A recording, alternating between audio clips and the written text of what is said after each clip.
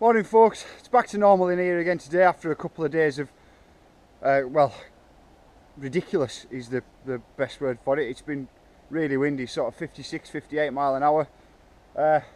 It has caused us some problems and it's caused us some extra work.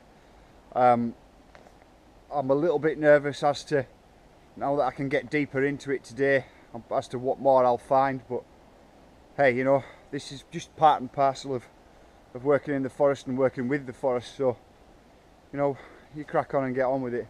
But the good news is today is just normal day, nothing weird. The floor's not moving because of all the tree roots and stuff, and in this part it doesn't seem to be too much of a problem, so we're going to get on with the job that kind of we were interrupted in doing 2 days ago. I was going to say it's nice to have things back to normal, but I don't know if you can see. If I point you upwards a little bit, we've got blue skies. It's warm enough to wear a t-shirt, and it's February, so I would say that things are anything but normal. So we're at the moment we're trying to cut in for the on the section of Beggars Canyon where we've got to run in along this top corridor up here, where there's a double after the big hook. There's around the corner, double step around this corner and faces down into here where there's going to be a step down, so it's about just clearing some space to get us down there. We'll get on with that. Right guys, massive change of tack. I've just cut a tree up there that has got stuck in the top branches. The gob's in it and the cut's right the way through, and what I've done is I've managed to knock it off its stump, and but it's literally it's almost still stood upright. What I need to do with a situation like that is to winch it backwards a bit.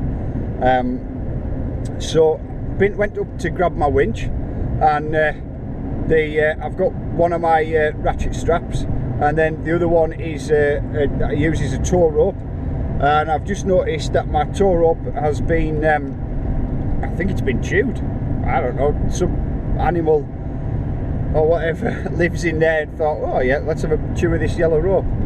Now it's not chewed all the way through, but it's not strong enough to be pulling however many ton trees on it.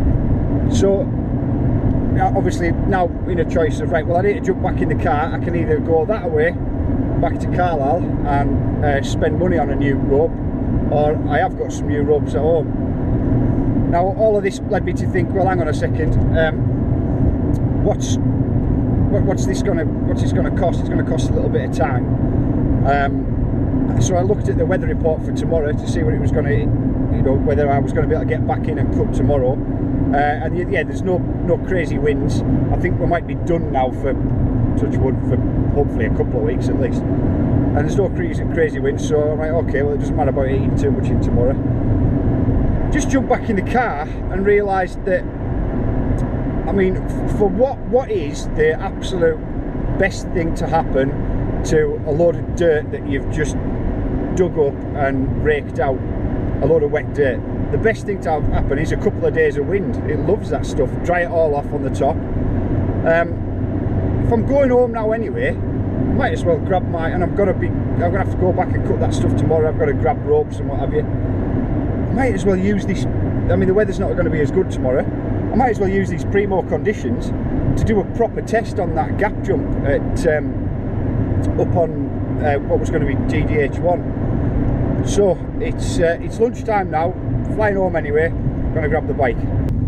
So what I've just done is a very quick turnaround and change around, but at the same time, whilst it was happening, I managed to completely old man myself and say, oh, you didn't sleep very well last night and you're a bit tired, and is it really a day for testing? And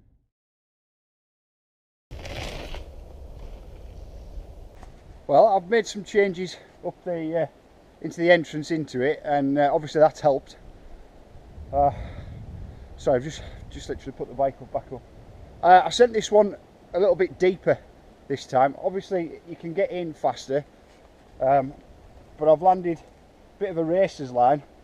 I've landed in here, and then I because I haven't finished the rest of the track, you can see I've put on the brakes pretty much straight after landing.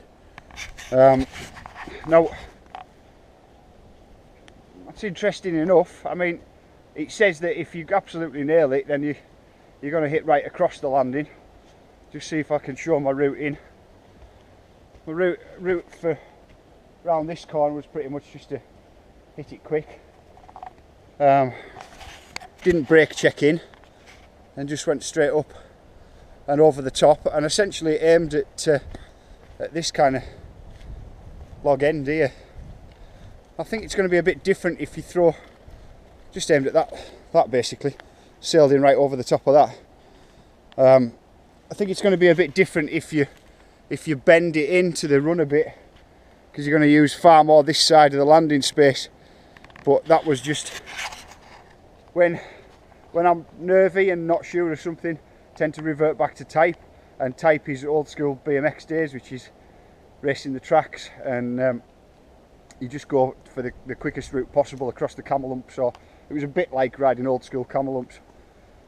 Just try and cut as much of it as you can and squeeze yourself in. So maybe need a couple more runs to get used to the feeling of it. We'll see what goes on. Right, what I'll do now is give you a run through on the chest cam.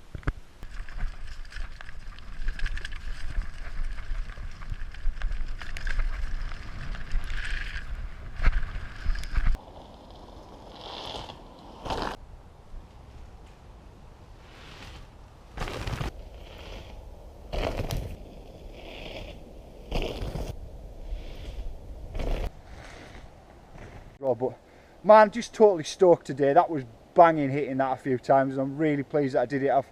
I've just been a little bit frustrated with all the wind and the carry on. It's just got on my nerves. And do you know what? Every now and again, you just need to get out on the bike and hit some stuff just to make you feel good inside. And it's certainly done the trick for me.